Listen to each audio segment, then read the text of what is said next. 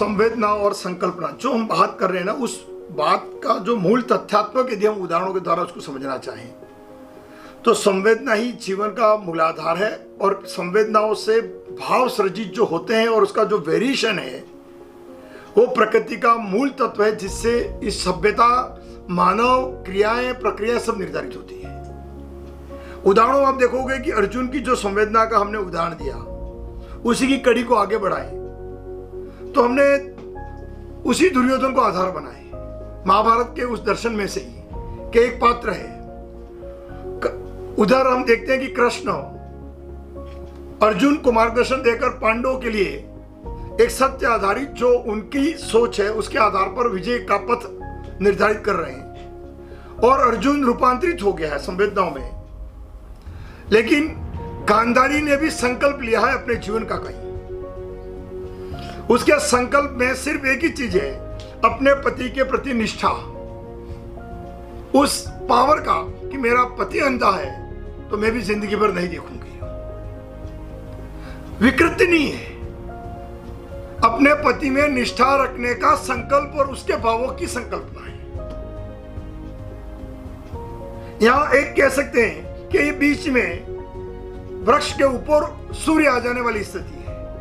इसके भाव और इसके संकल्प किसी सभ्यता के पतन के लिए भी नहीं है, अपने अहंकार के लिए भी नहीं है, लेकिन अपने पति के साथ तालमेल बनाने के लिए उसकी अपनी संकल्पना है। लेकिन प्रत्येक संकल्पना कोई शक्ति सृजित करती है, चाहे वो भौतिकवादी क्यों नहीं हो या किसी परिणाम को देने के लिए क्यों नहीं हो, या जैसे चाणक्य की संकल्पना कि मैं धनानंद की डैश की का जो राज्य उसको खत्म कर दूंगा और एक नए राज्य की स्थापना करूंगा। तो संकल्पना शक्ति के रूप में कर्म को परिवर्तित करके कर्म का पथ प्रशस्त करती है और आप ऐसा करना शुरू कर देते हो। उसके लिए सभी साम दंड भेद सब नीतियां अपनाई जाती है। धर्म न्याय के परे उस शक्ति के संकल्प के लिए जो उचित होगा वो सभी हम कर्म करने लगते हैं। चाहे हमें सिकंदर या सेल्कुलस की बेटी से शादी करनी पड़े, चाहे किसी का खून करना पड़े, लेकिन हम उस संकल्प की पूर्ण के लिए, क्योंकि जितना बड़ा व्यापक संकल्प उतने ही बड़े धर्म और उसकी क्रिया परिवर्तित होनी शुरू हो जाती है।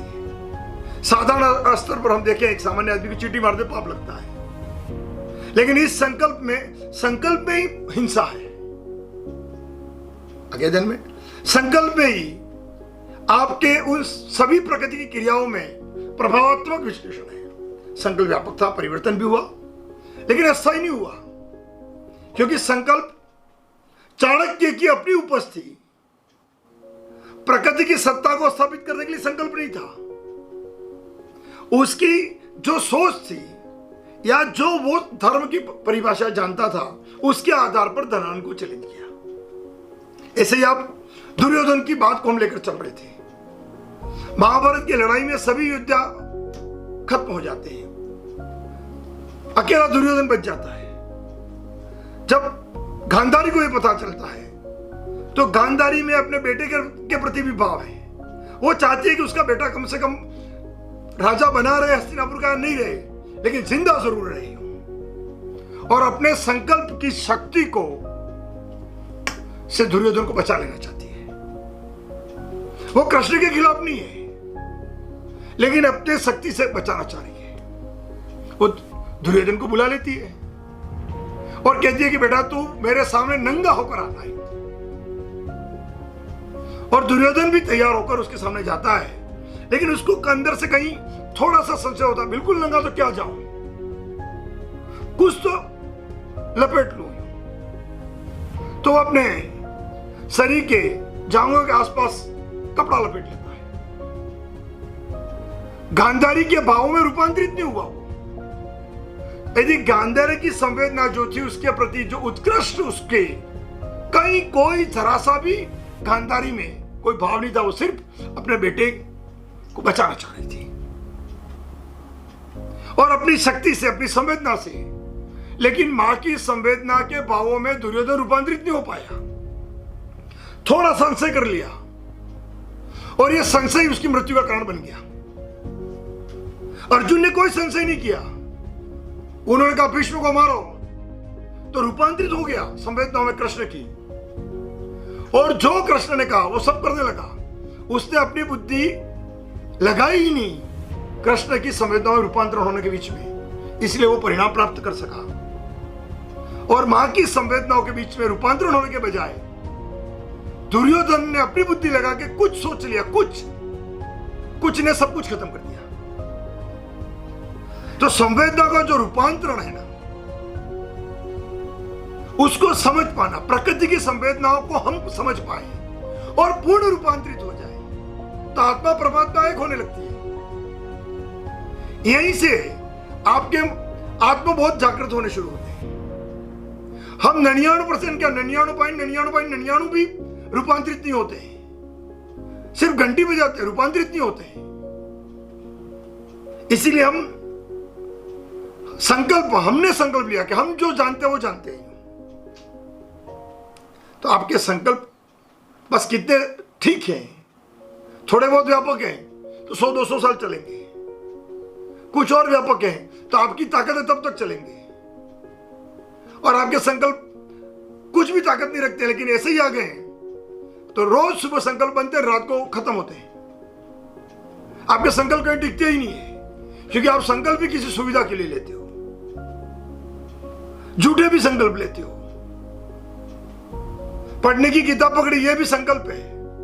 दुनिया को कह रहे हो देखो मैंने बस्ता पकड़ा है, मैं ड्रेस पहन रहा हूं, लेकिन उस संकल्प को पूरा नहीं करते हो, पढ़ने का मन नहीं लगता है। तो हमारे तो संकल्प में विरोध है, और इसी को कर्म कहते हैं, कर्म में निष्ठा। तो पहला कर्म जो हम करें वो है कि संकल्प भी रखें और संकल्प में संवेदना भी रखें। प्रत्येक संकल्प के कार्य में, प्रत्येक कर्म में संवेदनाओं को महत्व देना सीखें। आप इस विद्यालय जा रहे हैं, उसके पहले उन्होंने जो मां ने बीमारी की हालत में हो या किसी भी हालत में उसने आपको टिफिन बना के दिया है, तो आपकी पढ़ाई में आप जो करें उससे ज्यादा तो आपकी मां काम कर रही है। तो हम उसकी संवेदनाओं को कभी कमजोर ना होने दें।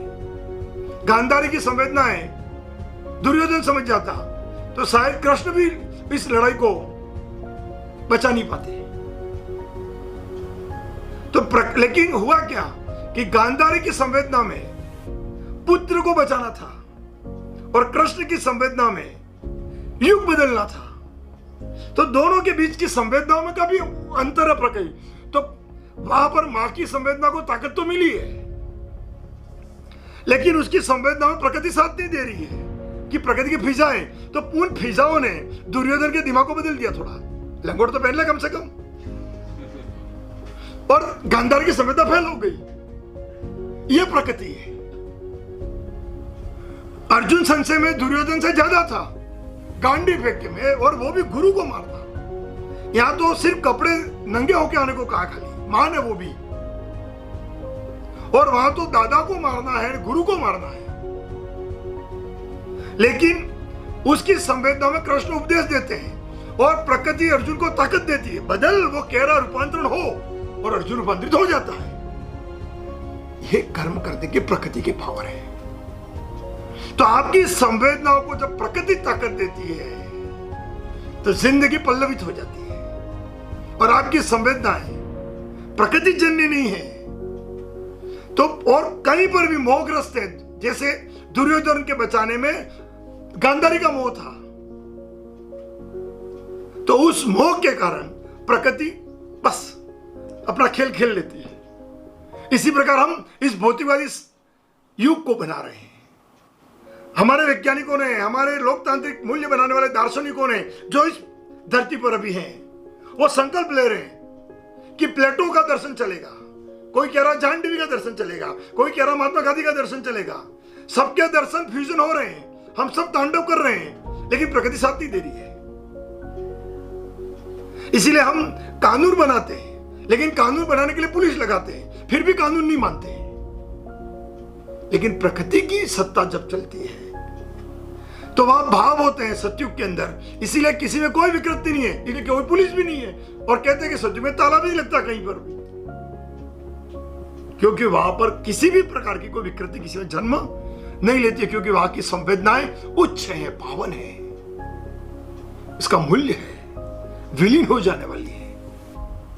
हम देखते हैं एक लैला मजनू कहानियों में भी देखते हैं दोनों दर्द से जीते हैं और दोनों में एक दूसरे विलीन होकर मृत्यु हो जाती है। तो लोग क्यों देखते हैं? उस प्रेम मार्ग की फिल्में हिट क्यों होती है? क्योंकि मरने के बाद भी दोनों की भावना एक हो रही है। मरे तो सही, लेकिन भाव एक हुए ना। ऐसे जब भाव रूपांतरित होते हैं तो वहां पर कुछ मूल्य सृजित होने शुरू होते हैं। इसलिए आपकी संवेदनाएं आपके जीवन की ताकत है, आपके संकल्प भी आपकी ताकत है। संकल्प से हम जो भी चीज बनानी है वो संकल्प से ही बनेगी, लेकिन उसमें संवेदना कैसी है, उससे आपके जीवन के आयाम तय होने शुरू होंगे। भौतिकवादी संकल्पनाओं की संवेदना है या संकल्पना के साथ प्रकृतिवादी संवेदना है या दोनों के बीच का फ्यूजन है, तो फ्यूजन तो कम से कम बनाना शुरू कर दे, क्योंकि ये अनवरत यात्रा की आपकी शुरुआत है। तो आपके अचेतन मन में धर्म आ जाए, सत्य धर्म अचेतन मन में संवेदना आ जाए, भले चेतन स्तर पर नहीं हो तो श्रेष्ठ है, लेकिन हमारे अचेतन मन में संवेदना नहीं है और चेतन स्तर पर घंटी बजती है, इसीलिए हम भ्रमित होते हैं। जरूरत उस चीज को समझने की है कि हमारा चेतन कैसा भी हो, अचेतन है वो मेरा है, क्योंकि अचेतन की संवेदना और अचेतन के संकल्प ही निर्माण करेंगे। चेतन में तो सब भ्रम ही भ्रम है। तो हमें चाहिए कि संकल्पना और संवेदना को सही दिशा में लाएं और इस पर अच्छा सा वर्क करें। ये शब्द नहीं है, तुम्हारी जीवन की शक्ति है। समझ में आ गया तो आपके आत्मा की अमरता और जीवन की अमरता, शाश्वत आनंद, जीवन के दर्शन शुरू हो जाएंगे। इस जन्म में तो हम जैसे चल पड़े वो चल पड़े, लेकिन अगले जन्म में इन सब सोच के साथ फिर यात्रा शुरू होगी और वो इतनी मंगलकारी होगी, इतनी आनंददायी होगी कि कभी न कभी हमें उस विवेकानंद की यात्रा का आभास कराते हुए इस आत्मा को पावर देने शुरू करेगी। तो उस अनवरत जो हमारी यात्रा है उसकी संवेदनाओं का आह्वान ईश्वर से जरूर कर लें और अपनी संवेदनाओं को परिमार्जित और परिष्कृत करना जरूर शुरू कर दें। धन्यवाद।